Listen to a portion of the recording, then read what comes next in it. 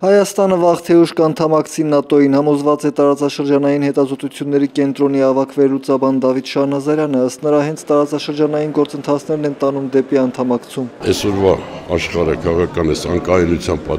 պայմաններում որևէ հարց չի կարող դրվել հապկից կամ եվրասիական հյուսից դուրս գալու բան։ Բայց ՆԱՏՕ-ն ընդլայնվում է, ընդ որում ոչ թե ՆԱՏՕ-ն ինքն է ընդլայնվում, այլ ՆԱՏՕ-ի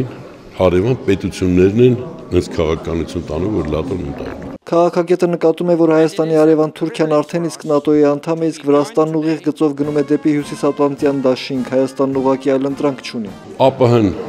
չեմ կարծում, որ ընդլայնվելու հնարավորություններ ունի, ընդհակառակը ԱՊՀ-ում կարծես թե մենք գործընկերներ չունենք, բացի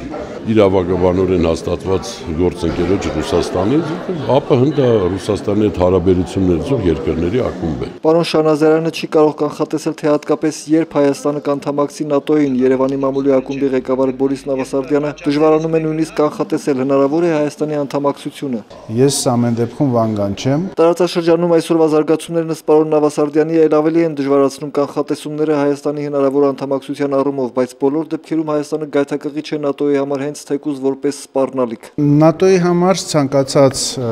տարածաշրջան, որը սահման ունի կամ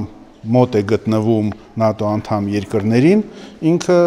պոտենցիալ սպառնալիք կամ պոտենցիալ անվտանգության խնդրի լուծում ներառող երկիր է, ազգ է, տարածք է,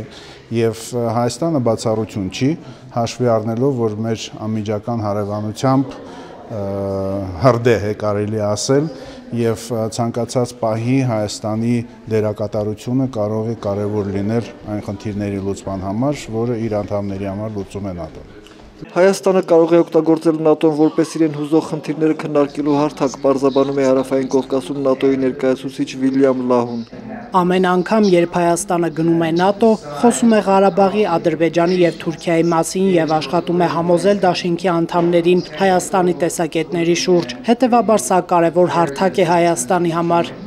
Իդեպ անդրադառնալով ապրիլյան քառօրյա պատերազմին ադրբեջանցիների կողմից ՆԱՏՕ-ի անդամ Թուրքիայի որոշ զինվորականների մասնակցությանը, դաշինքի ներկայացուցիչ Մագնուս Էլջոլսոնը նկատեց, որ այնինչ անում են ՆԱՏՕ-ի անդամ 29 երկրները ինքնուրույն քաղաքականության շրջանակներում ՆԱՏՕ-ի գործը չէ։